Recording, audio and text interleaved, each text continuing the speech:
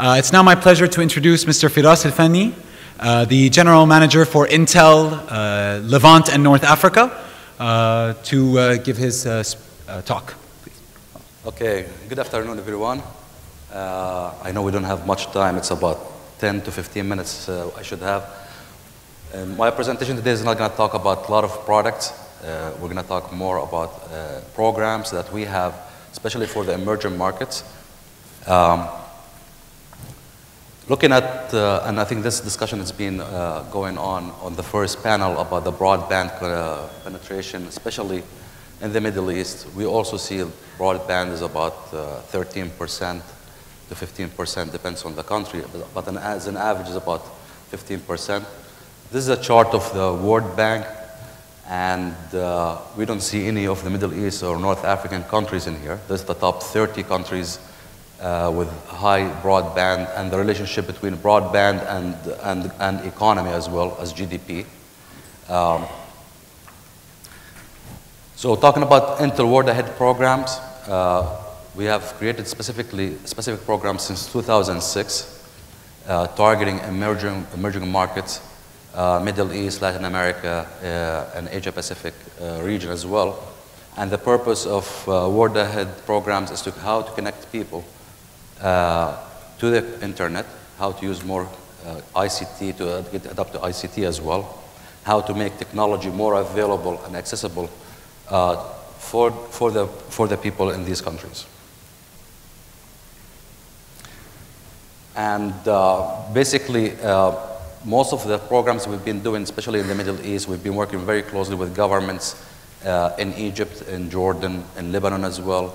We've done also some work in Saudi Arabia and in Qatar, and basically is how to enhance and how to give access to the people, how to use technology.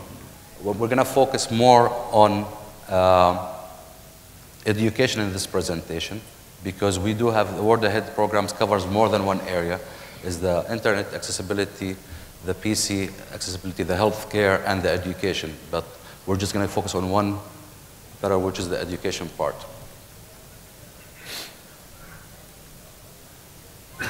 We have developed a model which is education transformational model, which consists of 5 areas.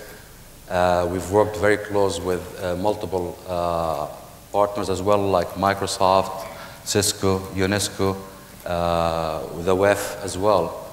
And we've looked at the policy, the curriculum, the professional development, and the information communication into the classrooms, also the research and evaluation.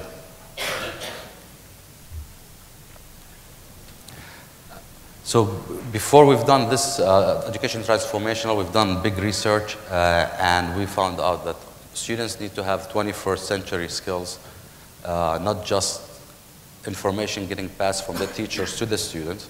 We've looked at how to change this model, how to get the students to develop their skills, their critical thinking, the way they deal with projects, how they become more innovative. And definitely, of course, it's going to pay back to the country is when we have more skilled workforce, we will have better economy.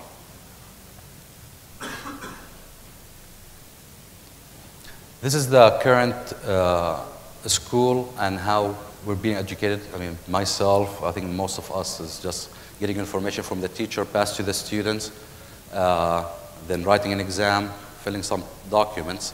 And it's just basically it's a teacher-centered model. We move this model to somehow to adapt some technology into the classroom, but still teacher-centered, so the information is still passed by the teacher to the students with some collaboration between the students on some project. But the model that we want to work on and how to develop the students for future adoption for ICT is to have a student-centered model where the students work on projects between themselves, and the teacher will work as a facilitator more than a teacher, just to facilitate the project. We've done this, and there's a lot of research we've conducted in multiple countries, Most of them are on how students, when they work on projects, they have their own time, they can manage their own time. They can access the internet to get more information on the internet. They can work as a group, and that way it will develop how they can do critical thinking to be more innovative. And this is the model that we work normally with most of the governments to adopt to.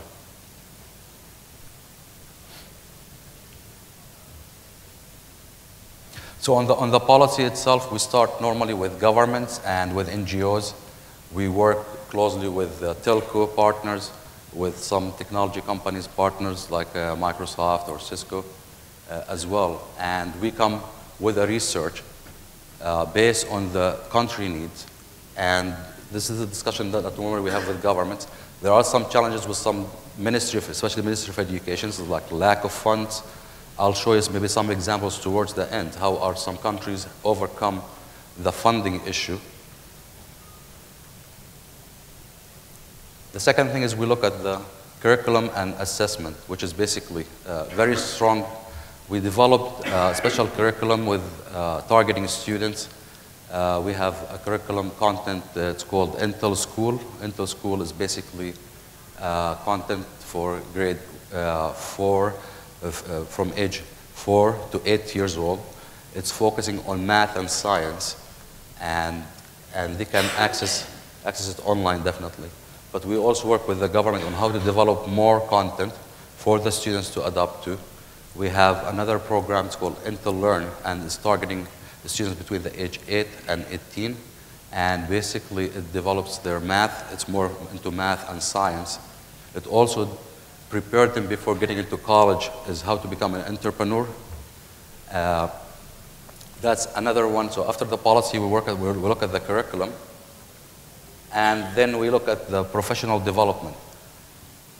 Professional development is the most important thing is how to train teachers. So we have Intel Teach program, and with Intel Teach program is basically we teach the teachers, and we go through a specific training for the teachers is how to adapt technology into the classroom. In most of Arab countries, I think some of the teachers are maybe above the age of 40, and the technology is still new to most teachers. We've trained so far, by end of 2011, about 1 million teachers in the Middle East, North Africa. And these teachers, they get certified, and basically they get to know how to use technology into the classroom and how to use 21st century skills in education into the classroom as well.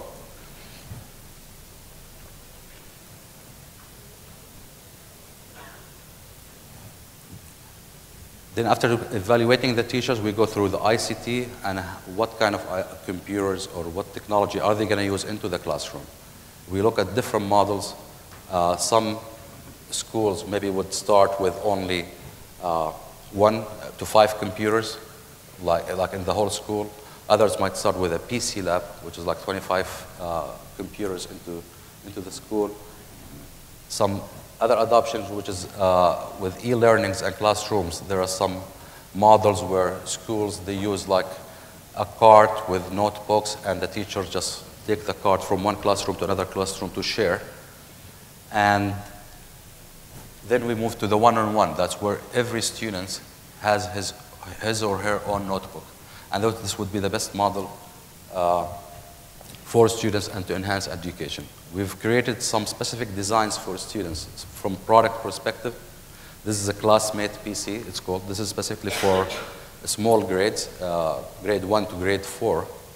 And this is specifically designed for students, so it's like waterproof. If they spill water on it, nothing will happen to the notebook. If they drop it, it's a rigid. We've also now coming up with a new tablet that's for higher grades, and this is based on, powered by Intel Atom. But these are the supportive models that we have. After looking at this, we look at 2 different programs for students and for teachers, which is a student purchase program or teacher purchase program. And this is how we can lower the cost of the PC and the connection while working with the telco, how to make a bundle for the students and for the teachers with a low-cost PC So we've worked on with both governments on the SPP and the teacher purchase program as well.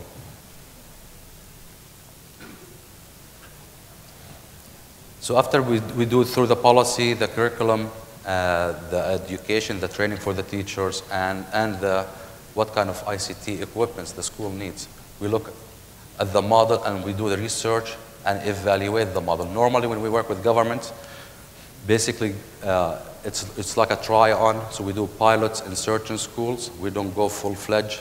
We start with a couple of schools where we adapt technology, we train the teachers, and after that we do evaluation on the content, how was it, and we do, and then the government will go and expand to other schools as well. So we have multiple research based on ethnographic and education that we can provide normally governments with. And there has been multiple examples around the world. In the Middle East, we've worked in Morocco, in Jordan we have a program, in Palestine as well, in Egypt. And now I think we're working in Lebanon as well with the ministry very soon.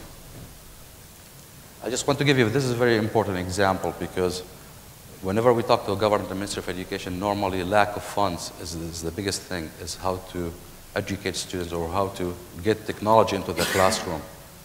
This example is from Portugal. And Portugal government found out like they were lacking behind the other European countries. And in terms of PC to students ratio. So they came up with a very good model. They auctioned the 3G license, and from using that fund, they were able to train teachers, to have students get more PCs, and definitely, so the PC penetration went up to 62%. The broadband has also increased to about 54%. There are some multiple examples also in Turkey.